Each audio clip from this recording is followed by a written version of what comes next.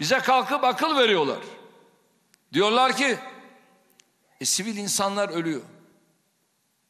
Bilerek konuşun, bilmeden konuşmayın.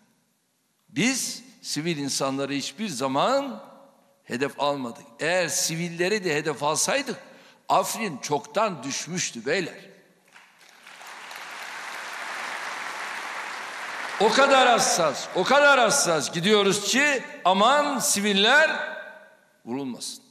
Buna dikkat ediyoruz. Ama bunlarda böyle bir şey var mı? Yok. Bunlar sivildi, sivil değildi. Hiç fark etmez. Bombaları yağdırıyorlar.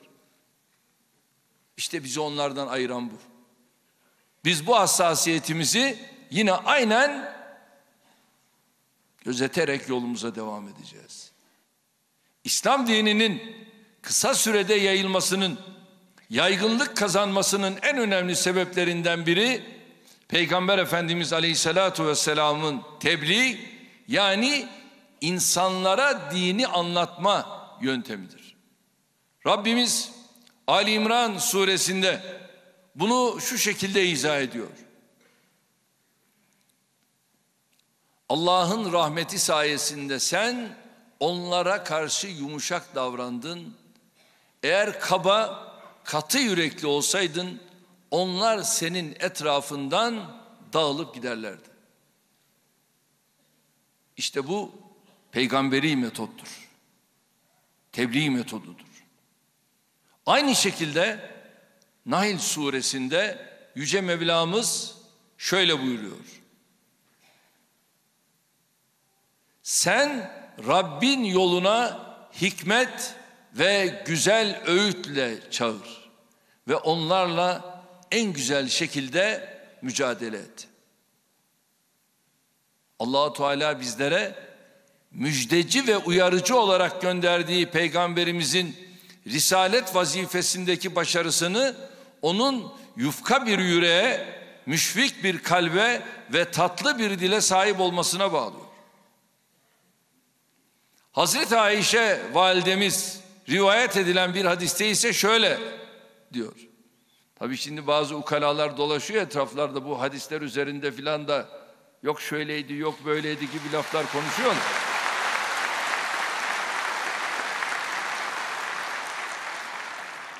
Ben yine tekrar ediyorum. Eğer bu hadisi şerifler Kur'an-ı Kerim'in hükümlerine aynen uyuyorsa bizim için sahihtir ve biz ona uyarız. Kim ne derse desin. Ve Hazreti Ayşe validemizden rivayet edilen bir hadiste şöyle deniyor. Ey Ayşe, Allah rafiktir. Yumuşak davranmayı sever. Sert davranış karşılığında vermediğini yumuşaklık karşılığında verir. Allah bütün işlerde yumuşak davrananları sever. Bir başka hadiste Efendimiz ümmetine şunu emrediyor. Az önce de gerçi hocam zannediyorum okudu. Yessiru ve la tuassiru ve beşşiru ve la tuneffiru. Yani kolaylaştırınız, zorlaştırmayınız. Müjdeleyiniz, nefret ettirmeyiniz. Evet, bu ayeti kerimeler ve hadisi şerifler bize nebevi devlet ve irşat metodunun nasıl olması gerektiğini açıkça gösteriyor. Bu ilahi prensipler bize İslam'ı anlatırken nasıl hareket etmemiz gerektiğinin çerçevesini de çiziyor. Bu ilkelerin özellikle peygamberlerin varisleri olma şerefini üzerlerinde taşıyan alimlerimiz, ariflerimiz, hocalarımız için son derece önemli olduğuna inanıyorum. Hem dinimize yönelik saldırıların hem de İslam'a ve Müslümanlara olan ilginin arttığı bir dönemde hocalarımızın irşat vazifelerini ifa ederken ve İslam'ı anlatırken çok daha dikkatli olmaları gerekiyor. Özellikle iletişim araçlarının bu derece ilerlediği, internetin, sosyal medyanın cep telefonunun hayatımızın her anına girdiği bir dönemde menfi haber, yorum ve ifadeler çok daha hızlı yayılıyor. Soran ile sorulan arasında kalması gereken beyanlar bir anda milyonlarca insana mal olabiliyor. İşte az önce de ifade ettiğim gibi ilgili ilgisiz birçok kişi bunları maksadı aşacak şekilde Müslümanları ve İslam dinini karalamak için kullanabiliyor. Ben bu salonda bulunan müftü ve hocalarımız başta olmak üzere tüm alimlerimizin, tüm ilahiyatçılarımızın bu noktada azami hassasiyet göstermesini bekliyorum. Bu süreçte İslam'ı anlatırken ne kınayıcının kınamasından korkacağız, ne de din ve millet düşmanlarına istismar malzemesi vereceğiz. Bilhassa sosyal medyanın ve internetin parıltısına aldanmayacak, bu tür platformlara gönlümüzü kaptırmayacak, dibini görmediğimiz kuyuya asla dalmayacağız.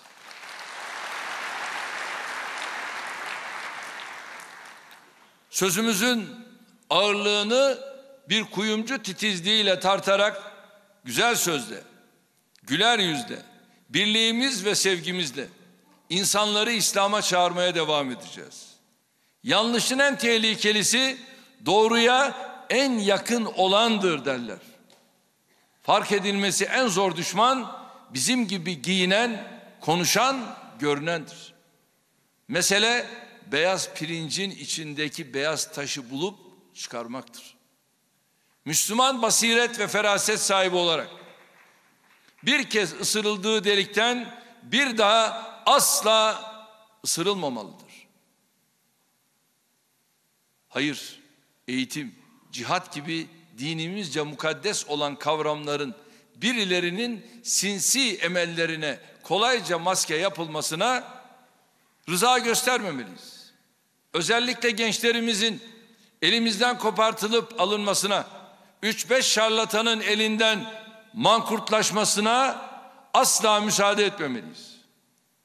Unutmayın, modern Hasan Sabbahların sapık ve sapkın din anlayışlarıyla evlatlarımızı efsunlamasına, neo haşhaşilere çevirmesine izin vermemeliyiz.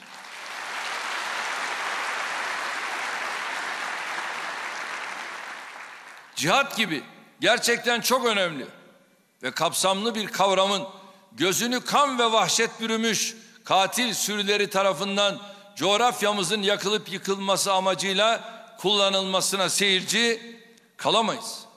Bunun için de din eğitimine çok büyük önem vermeliyiz. Din eğitim ve öğretimi çalışmalarının muteber kurumlar, vakıflar ve şahıslar tarafından yürütülmesini sağlamak zorundayız.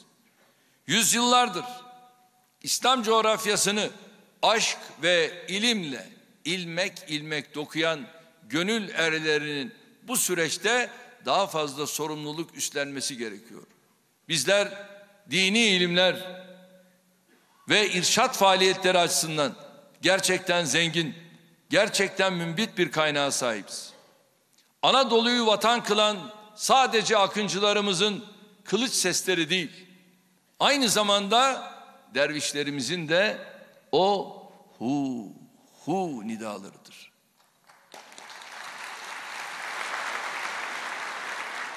Bu yurt bize Sultan Alparslan'ın, Fatih'in, Yavuz'un olduğu kadar Yunus Emre'nin, Molla Gürani'nin, Hacı Bayram Veli'nin, Akşemseddin'in de emanetidir.